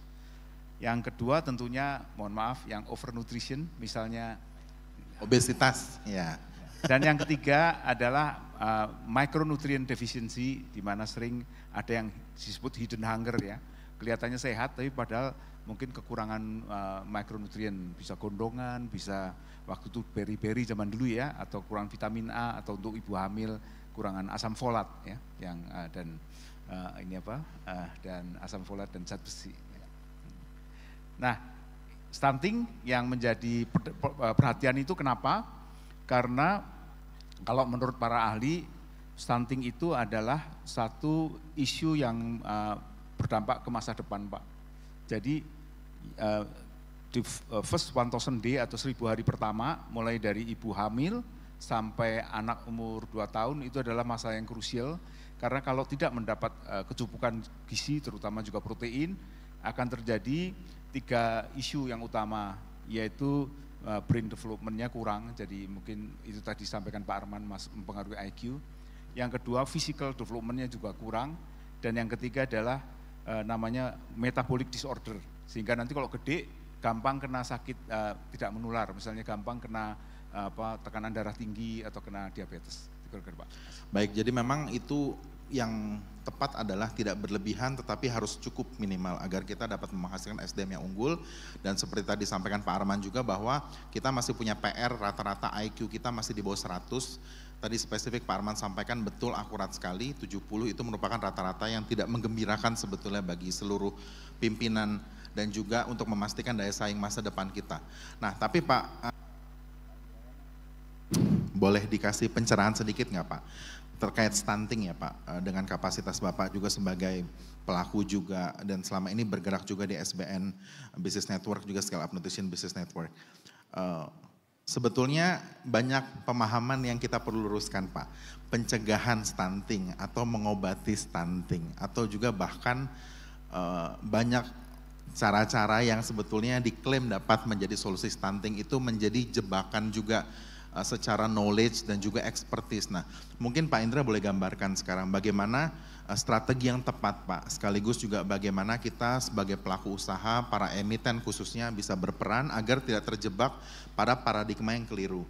Jadi kan mungkin ada yang mengatakan stunting itu bisa disembuhkan, nanti mungkin Pak Indra bisa kasih insight, terus juga apakah pencegahan itu jauh lebih baik dibandingkan tanda petik melakukan intervensi seperti pemberian gizi atau apa, atau seperti apa. Monggo Pak, kita diberikan gambaran seperti itu.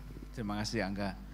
Memang tadi kalau ada satu tagline yang diusung oleh pemerintah adalah cegah stunting itu penting. Memang benar ya bahwa stunting ini krusialnya tadi sampai umur 2 tahun ya, jadi dari kehamilan sampai umur 2 tahun. Sehingga dalam periode itu kalau memang sebutnya event itu sebagai golden window untuk opportunity untuk mencegah ataupun memperbaiki. Nah, dalam periode itu stunting nggak langsung jebret jadi stunting Pak, tapi ada prosesnya.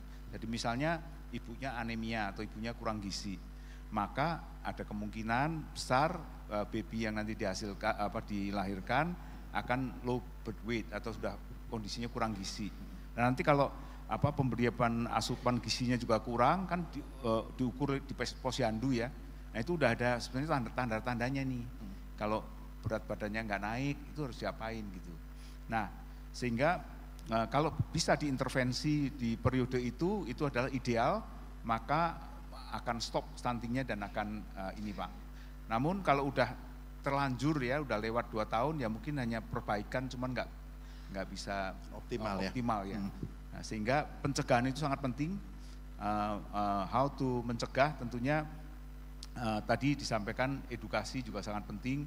Dan hal-hal yang dilakukan tidak hanya kepada mungkin target resepiannya terutama ibu-ibu muda, tapi bisa dari remaja putri atau juga yang memberikan pelaksanaan di lapangan kayak tenaga kesehatan ataupun kadernya itu juga diimprove terus capacity buildingnya sehingga mampu menjalankan tugasnya membantu masyarakat.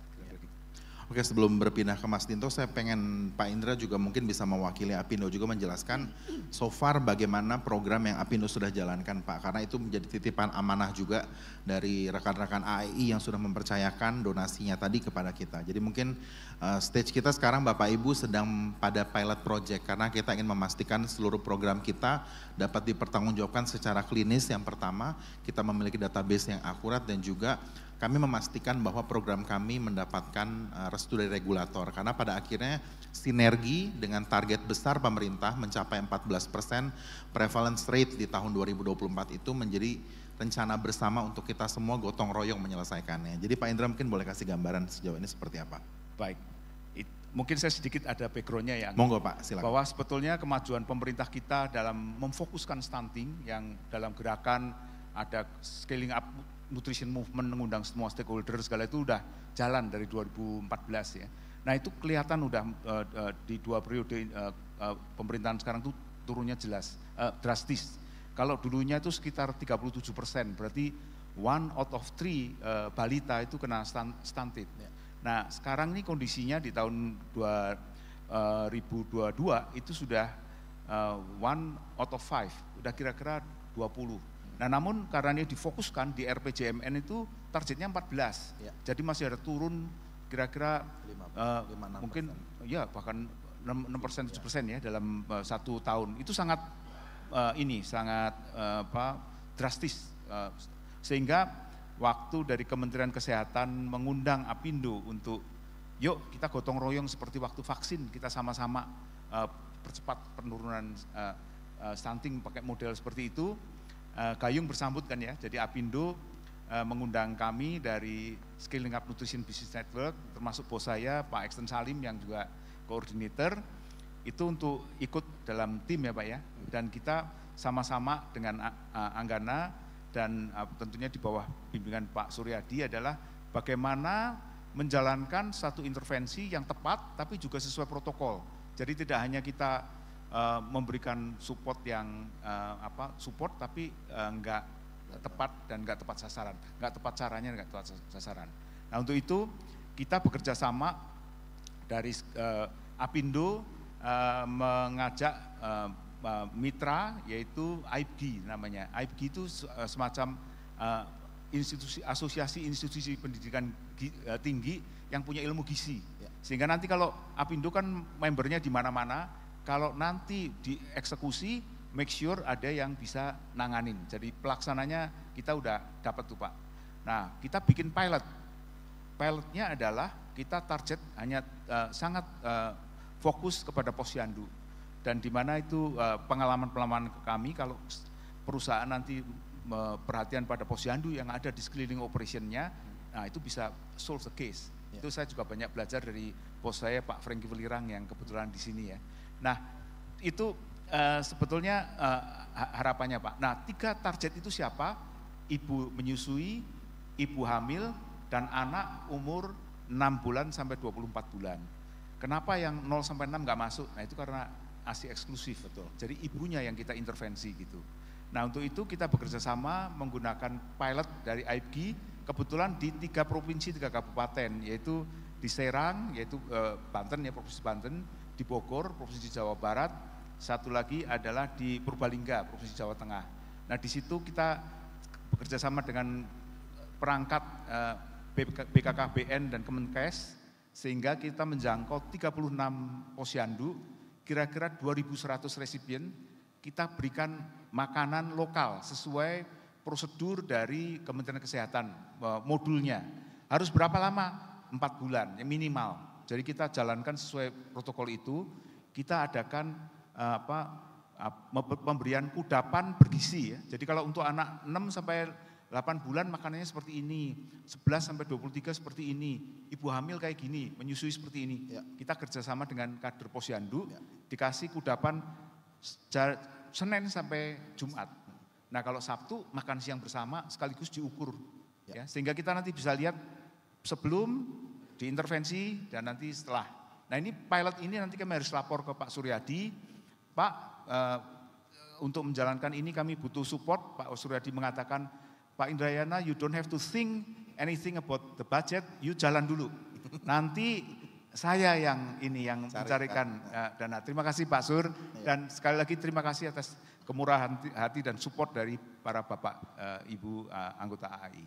Sebagai informasi tambahan, karena saya juga pelaku, jadi kali ini hasilnya cukup menggembirakan. Dari 16 minggu program total, kita sudah jalan 12 minggu, dan prevalensi stunting dan juga KEK ya, kelelahan energi akut, kekurangan energi akut bagi ibu hamil, ibu menyusui sudah turun rate-nya. Jadi kami cukup berbahagia ternyata protokol dari Kementerian Kesehatan itu bisa berhasil dengan baik kami jalankan, dan hopefully nanti di minggu ke-16 hasilnya bisa kami tarik dan kami laporkan kepada regulator.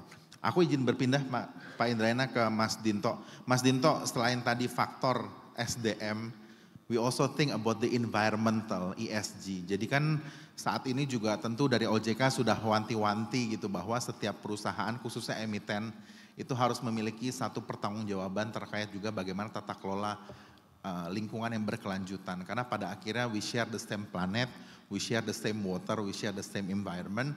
Bagaimana ini kita bisa kelola sama-sama secara bertanggung jawab.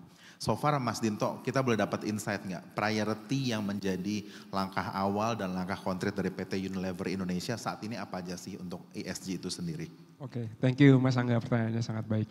Jadi mungkin aku langsung kasih share apa yang kita lakukan gitu ya. Jadi kita punya satu paper yang kita sebut Climate Transition Action Plan yang di-launch oleh Global di sekitar tahun 2020. Di situ tuh tertera panduan bagaimana Unilever secara global itu harus menuju net zero by 2039 gitu secara total gitu. Dan di situ juga dibagi kalau di our own operation atau di scope 1 ya, kita bilang tuh apa saja yang kita lakukan, dan itu targetnya di tahun 2030 gitu. Dan mungkin Bapak Ibu tahu gitu ya, kalau salah satu protokol adalah scope 1, scope 2 dan scope 3 gitu. Memang saat ini kita masih fokus di scope 1, artinya di our own operation, baik itu kegiatan dengan manufacturing gitu ya, kemudian kegiatan operasional gitu ya, sembari kita memperluas ini gitu ya ke scope 2 dan scope 3 yang tantangannya jauh lebih besar gitu ya, karena kalau di scope 3 misalnya gitu ada upstreamnya, ada downstreamnya, dan itu juga mungkin isunya berbeda-beda. Jadi kita sementara ini kembali masih ke fokus ke scope 1. dan berpatokan ke Climate Transition Action Plan itu, Mas Angga. Oke. Sekarang kalau misalnya boleh menjadi pembelajaran buat kita semua terkait sharing bahwa Unilever sendiri kan sebagai salah satu emiten yang juga punya induk di berbagai negara ya, maksudnya induknya di satu dan beroperasi di banyak negara. So far langkah konkret apa yang sebetulnya sudah berhasil dan dapat di-sharingkan ke publik gitu terkait juga beberapa aspek tata kelola sampah ataupun masalah penggunaan air ataupun emisi karbon. So far bagaimana realisasi yang teman-teman Unilever sudah bisa capai dalam dewasa ini? Oke, aku nge-share challenges juga gitu ya. Ketika kita ngomongin renewable energy atau transition itu kan butuh investasi yang sangat besar gitu ya. Jadi perlu mungkin di awalnya menjadi mindset adalah kita perlu melakukan efisiensi dulu, kemudian melakukan banyak hal inisiatif untuk kemudian melakukan dekarbonisasi hingga tadi sampai net zero emission gitu.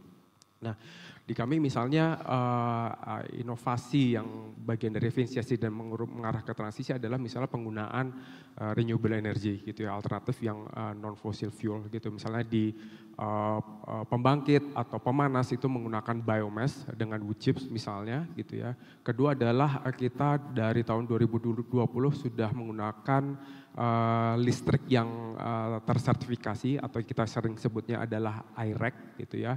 Dan kemudian juga saya cerita sedikit di sisi logistik kita ada melakukan beberapa inisiatif gitu ya. Misalnya kita meredesain ulang rute atau network gitu ya. Kemudian kita juga melakukan semacam perbaikan atau renovasi fleet gitu. Kemudian kita juga melakukan konversi ke fuel B35 contohnya sehingga dan satu lagi adalah menggunakan truk yang lebih besar atau kita menyebutnya trailblazer gitu. Jadi inisiatif yang tadi di operation dan juga di logistik sementara itu gitu. Nah sekarang saya mau tanya, mungkin aku bisa diomelin Mas Dinto karena mungkin nggak di dalam skrip, tapi boleh nggak Mas Dinto kita digambarkan sedikit? Tentu tidak semua perusahaan memiliki sumber daya yang ataupun best practice seperti Unilever yang sudah beroperasi secara global. Kira-kira kan kita selalu dengar jargon bahwa if you do good to the environment you will get more profit. Jadi ada paradigma seperti itu. Padahal juga tapi kalau paradigma saya nih mungkin yang cuma pelaku usaha kecil misalnya kok harus mahal-mahal ya saya melakukan investasi terhadap tata kelola lingkungan berkelanjutan. Jadi telur dulu ayam dulu, apakah kita memberikan yang terbaik untuk alam dulu atau kita beroperasi secara excellence dulu dalam aspek standar yang masih dibolehkan. Apakah sebetulnya paradigma itu 100% akurat atau sebetulnya akan menjadi sangat relatif tergantung dengan size dari masing-masing perusahaan. Kira-kira is it true the real contribution to the profit to the company? Iya, mungkin ya kata kuncinya kembali mungkin agak klasik tapi adalah sustainability keberlanjutan itu. Kita melakukan inisiatif ini supaya bertahan sebagai perusahaan gitu ya untuk jangka waktu yang lama gitu ya. Mungkin tadi kembali misalnya saya agak melenceng sedikit misalnya sebagai individual sebagai manusia gitu ya. Kita kan misalnya sekarang harus makan yang bernutrisi yang tinggi gitu ya supaya kita hidupnya sehat segala macam gitu. Perusahaan pun juga sama gitu ya. Saya ambil contoh balik lagi ke lingkungan atau emisi. Salah satu isu terbesar emisi GHG tertinggi itu adalah di sektor agriculture misalnya gitu ya. Yang itu juga mungkin dari perusahaan Bapak Ibu dan juga Unilever kita membeli gitu. Nah, bagaimana kita kemudian itu tadi di scope 3 mencoba inisiatif untuk menekan emisi gitu ya sehingga nantinya kita tetap mendapatkan bahan baku berbasis pertanian yang cukup gitu. Kalau enggak emisinya tinggi kemudian terjadi perubahan lingkungan gitu ya atau tanah ya lebih persisnya biodiversitasnya rendah gitu dan bisa jadi itu menjadi resiko kita di kemudian lagi sebagai perusahaan gitu ya ketika kita membutuhkan bahan baku berbasis pertanian gitu. Jadi pertanyaannya mahal ya tapi mungkin secara jangka panjang kita lihat itu pasti paid off gitu dan untuk perusahaan. Jadi menggambarkannya sangat clear sekali bahwa akhirnya ternyata kalau misalnya sumber daya kita nggak bisa kita kelola dengan baik, mungkin suatu hari nanti kita harus resource dengan lebih mahal lagi ya. Sehingga sustainability itu bisa jadi itu. Untuk Pak Indra dan juga Mas Dinto, mungkin sambil Mas Dinto ngambil nafas dulu. Sekarang untuk isu SDM sendiri Pak Indra dan Mas Dinto. Bahwa tadi juga mungkin nanti Mas Dinto bisa tambahkan tentang program yang ada di PT Unilever. Sekarang seberapa kompetitifkah, karena kan sekarang kan SDM itu sudah dituntut harus cerdas, saingnya nanti sama artificial intelligence, sama perubahan juga berbagai macam kebutuhan industri dan juga model bisnis yang semakin inovatif dengan banyaknya disrupsi. Jadi kira-kira dari sisi sebagai perwakilan emiten juga, seberapa penting SDM ini menjadi kunci kesuksesan para emiten dalam berdaya saing dan juga berkompetisi di masa depan? Monggo Pak Indra dulu. Ya, saya rasa sih udah sangat jelas ya bahwa semuanya teknologi kita bisa bersaing atau kita bisa adopt, ataupun mungkin knowledge, kurang pengetahuan marketing, tanya Pak Hermawan, skill bisa dilatih gitu. Tapi inti-intinya kan tergantung dari SDM-nya. Jadi kalau SDM kami memandang seperti basic yang harus ini Pak, harus dimiliki untuk memiliki daya saing di ke depan, terutama dengan globalisasi ataupun dengan kondisi seperti sekarang ini. Mas Tinto, kira-kira gimana pandangannya? Ya tentu mungkin yang salah satu isi yang kita hadapi sekarang adalah produktivitas gitu ya.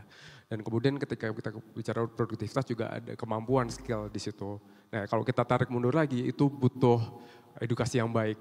Nah gimana akan menjadi sebuah risiko jika anak-anak yang kemudian future workforce ini banyak yang stunting atau tidak punya kualitas yang baik untuk menyerap pendidikan, itu akan berdampak ke perusahaan dan nantinya akan berdampak juga secara ekonomi lebih luasnya lagi. Gitu sih Mas Angga. Oke, terima kasih Mas Tinto, Pak Indra. Dan juga sebetulnya Ibu Bapak beberapa tantangan juga kita hadapi ya, bahwa selama ini banyak sekali paradigma juga yang keliru yang saya juga mohon diluruskan. Apakah praktik-praktik CSR saat ini sebetulnya yang menurut perspektif Pak Indra dan Mas Tinto juga yang lebih quote and quote lebih sustainable, karena selama ini mungkin kita sering dihadapkan dengan berbagai macam permintaan proposal atau apapun yang kadang-kadang belum tentu relevan terhadap bisnis, karena pada akhirnya kalau bisnis kita nggak bisa berputar dengan baik, beroperasi ataupun memiliki sustainable dan kepastian hukum di jangka panjang, tentunya kita nggak mungkin lagi berkontribusi. Jadi sebetulnya kira-kira Pak Indra dan Mas Tinto boleh sharing sedikit nggak sebetulnya? Kira-kira sebetulnya bagaimana strategi awal bagi teman-teman emiten yang mungkin belum memulai? Mungkin kalau ESG report mungkin belum tentu semua ya Ibu ya yang bisa merilis sampai saat ini masih bertahap. Kira-kira untuk memulai awal apakah strategi dari ring 1 dulu ataukah dari program yang relevan dengan expert bisnisnya atau seperti apa? Bagaimana kita bisa memulai? Karena memulai itu menjadi salah satu titik yang paling penting bagaimana kita bisa bersama-sama seluruh emiten di Indonesia akhirnya bisa memberikan kontribusi yang lebih nyata kepada masyarakat. Mau Mas Indra dulu atau Mas Tinto dulu? Nah, udah angkat mic silakan. Oke, jadi mungkin kalau ini mungkin campur antara personal view dan mungkin perusahaan. Please, ya. Jadi kalau di Unilever tuh kadang-kadang kita udah mulai tidak memakai jargon atau terminologi CSR gitu ya, karena sustainability. Karena kenapa? Karena kita pengen apa yang kita lakukan tuh embedded di company gitu. Karena kita nggak melakukan semuanya tuh hanya nanti charity dilihatnya gitu. Walaupun itu juga masih kita lakukan gitu. Artinya ketika kita membuat strategi keberlanjutan, kita harus melihat kebutuhan perusahaan apa gitu ya. Kalau dilihat kan mungkin di komitmen kami tuh ya ada planet, ada health of people dan juga diversity dan inclusivity gitu. Misalnya di planet gitu, itu bicara misalnya emisi atau dekarbonisasi gitu ya. Dan itu melihat itu kemudian yang menjadi prioritas apa? Oh ternyata di manufacturing sendiri harus banyak diselesaikan gitu ya. Jadi itu dulu PR-nya gitu. Kemudian di layar kedua apa gitu? Misalnya supplier atau downstream atau upstream. Kemudian kita pikirkan. Tapi itu kembali harus sesuai atau kembalinya itu ke perusahaan juga kebutuhannya gitu ya. Kemudian health of people gitu ya. Ya kita melakukan sesuatu edukasi yang memang itu sesuai dengan DNA perusahaan gitu ya. Saya ambil contoh gitu, saya mungkin nggak nyebut brand tapi sabun cuci tangan gitu ya. Memang dari dulunya foundernya sabun cuci tangan ini gitu ya, itu memang menciptakan produk itu untuk menghadapi pandemi kolera waktu itu. Gitu. Nah, sehingga kita saat ini juga membawa edukasi sabun kesehatan atau personal hygiene itu terus menerus gitu. Jadi kita nggak kemudian melakukan edukasi itu agak jauh gitu karena kembali lagi sesuai dengan produknya gitu. Kurang lebih gitu. Jadi kuncinya mungkin adalah apa yang kita lakukan itu harus embedded gitu. Jadi bukan sesuatu yang jauh dan itu harus balik lagi untuk kebutuhan dan kepentingan perusahaan dalam jangka panjang. Kurang lebih gitu. Monggo Mas Indra. Mungkin karena perspektif saya banyak dari local company ya Pak, kami melihatnya sebetulnya ada hal-hal yang kita lakukan itu memang sebagai public contribution atau memang satu mandatory gitu Pak. Tapi kalau public contribution sendiri pun stagesnya banyak.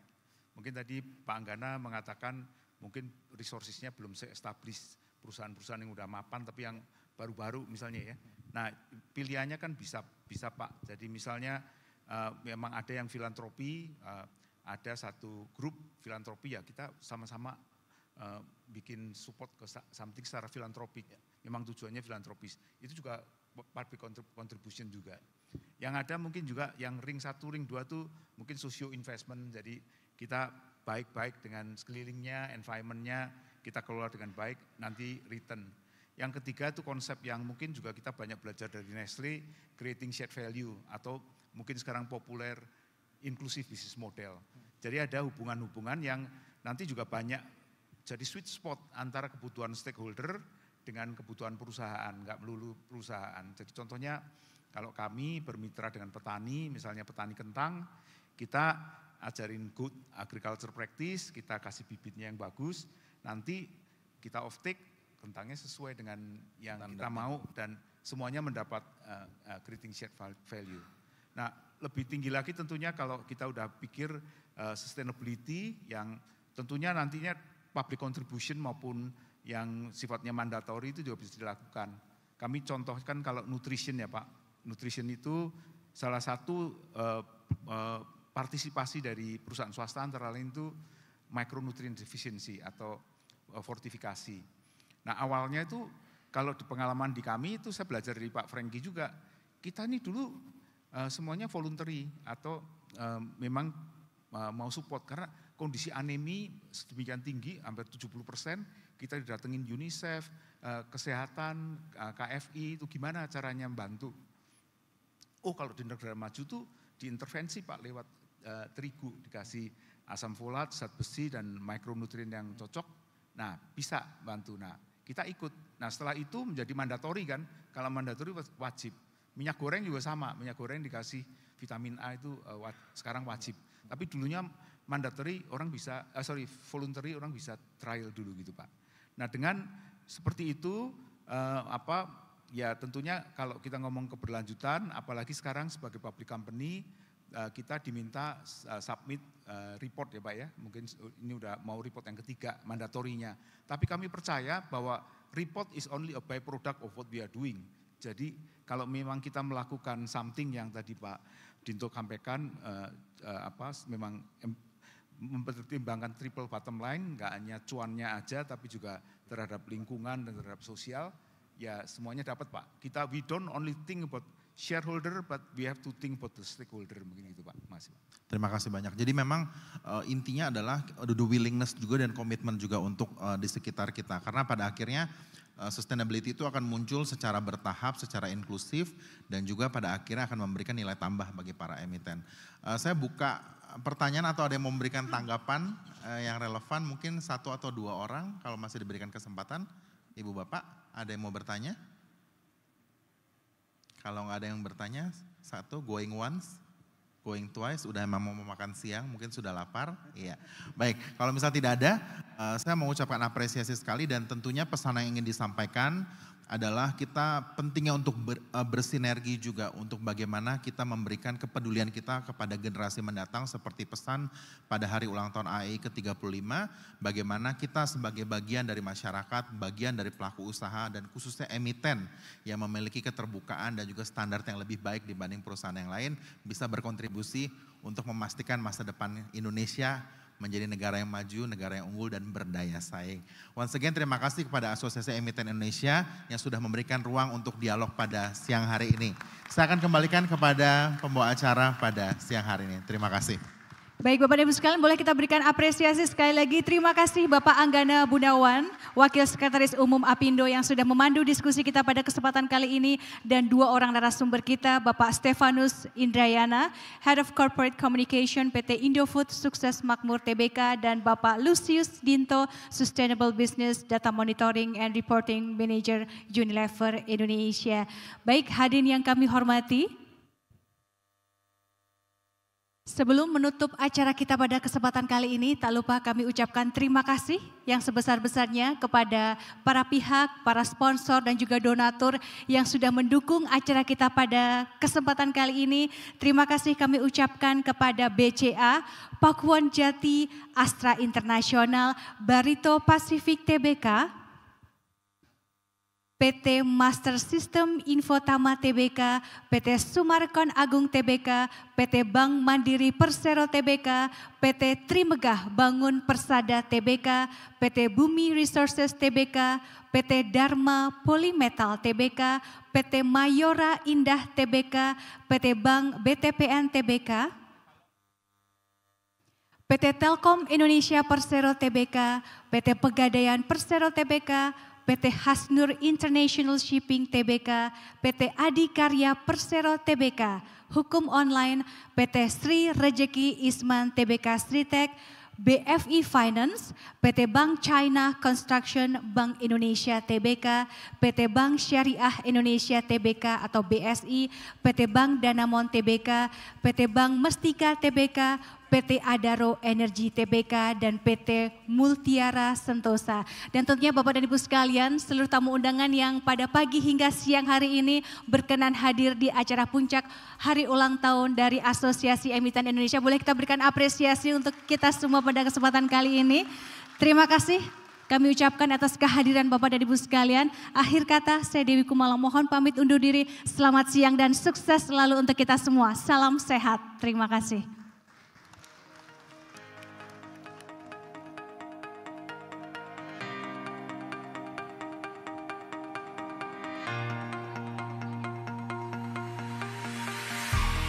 Dan kami persilahkan Bapak dan Ibu sekalian seluruh tamu undangan untuk berkenan menikmati hidangan santap siang yang telah kami sediakan di area foyer. Sekali lagi mohon berkenan Bapak dan Ibu sekalian sambil berbincang bersama dengan kolega berkenan menikmati hidangan santap siang di area foyer. Terima kasih.